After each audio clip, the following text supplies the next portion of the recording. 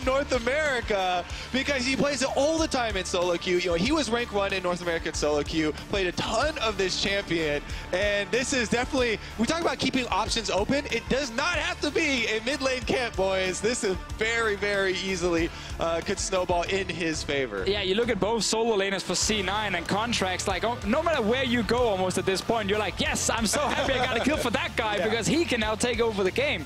We know in the Gnar matchups that when Gnar's in mini Gnar, he's so squishy, and champions with mobility can get onto him and actually all in him, especially after level 6. And we saw that proven yesterday when Vizicachi took the Aurelia up against it and just leapt onto Haunster every single chance he got. And the thing that Riven has here, even over Aurelia, is the interrupt on Gnar's hop. So many interrupts here from Riven.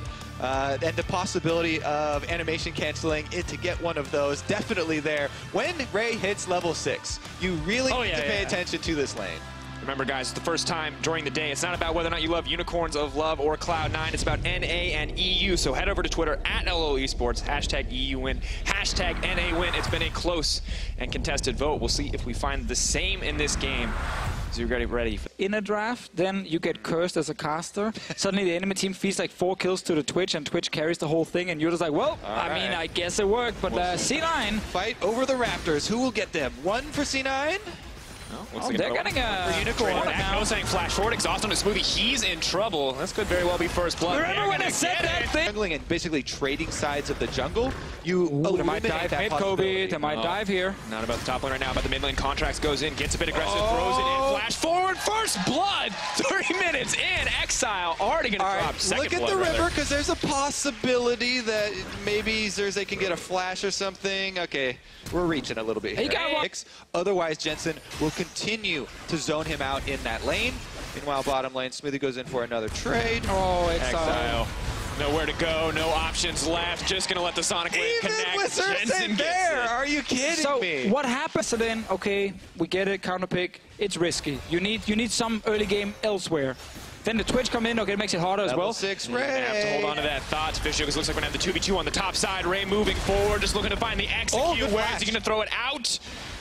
Looking for one. Xerxes still running, waiting on that Sonic Wave. He is flash. There's the kick, doesn't even need it. Leap forward, gets the auto. Contracts on a roll. Luckily for Vizicachi, he was able to flash out of the ultimate there from Ray, and at least he survives. But again, that Cloud9 duo does claim single kill for themselves.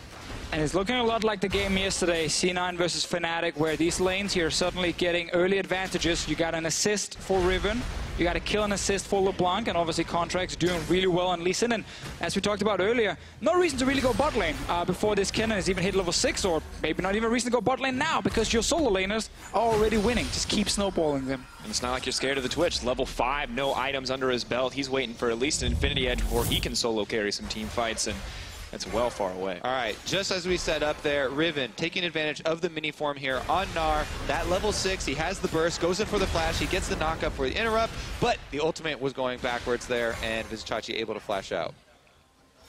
I think what we're seeing here at Rift Rivals is a really good thing about the Gnar. Exactly, that's the key.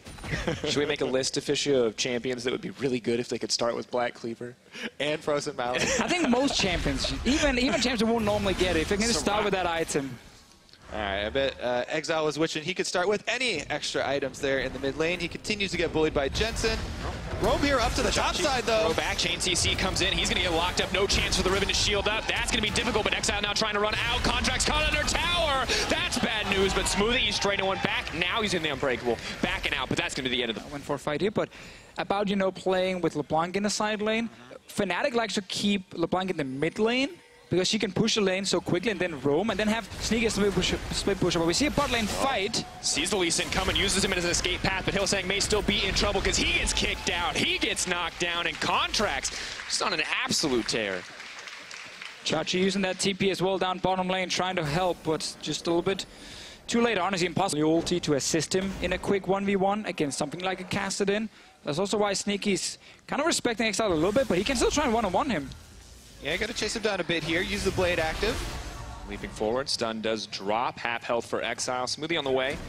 A lot more than Smoothie are on the way, though. Unicorns of Love are sending 4 members up to the top side. Hylissang moving forward, going to launch the play backward, but Xerxes not even worried about the support. He's hunting for the 80 carry. Smoothie already set to die. Exile going to grab that kill. Suddenly, it's the flash out from Sneaky, the leap forward from Vizichachi, the wallop, the stun, the Gnar back, and now Sneaky's in no man's land. He's going to get dropped. So once again, they kind of use their weak casting in here as a little bit of bait, and Unicorns go prey on Cloud9, trying to overextend and kill Exile. Meanwhile, Cloud9 Baron in 20 minutes. Baron on the table. Exile gets his first kill of the tournament, and that means it's so risky to go. Unicorns of Love not afraid here, but have to respect the LeBlanc, the ribbon. They go over the wall. Contracts is taken down, but Samux is alone in the pit. Suddenly, the team is there to back him up.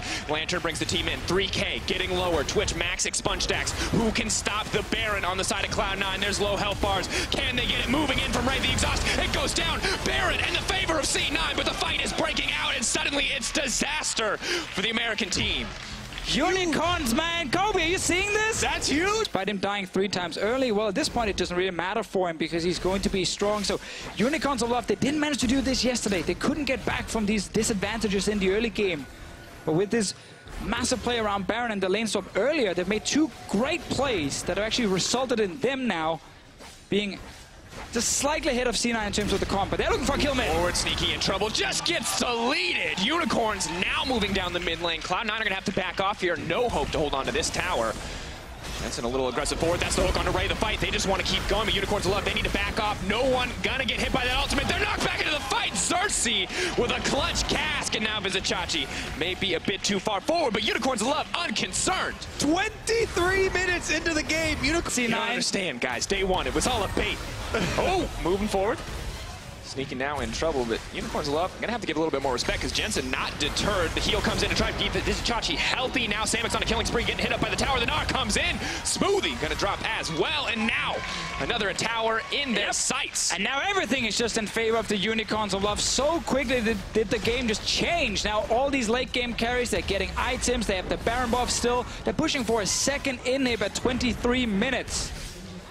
And might I say, I am very glad to see that Xerxes, did go the... Hylissang's just been fishing with the hooks, landing quite a few here to set up more kills for them. That one slightly missing contracts, but it's fine. You got some CDR, you can just go for more.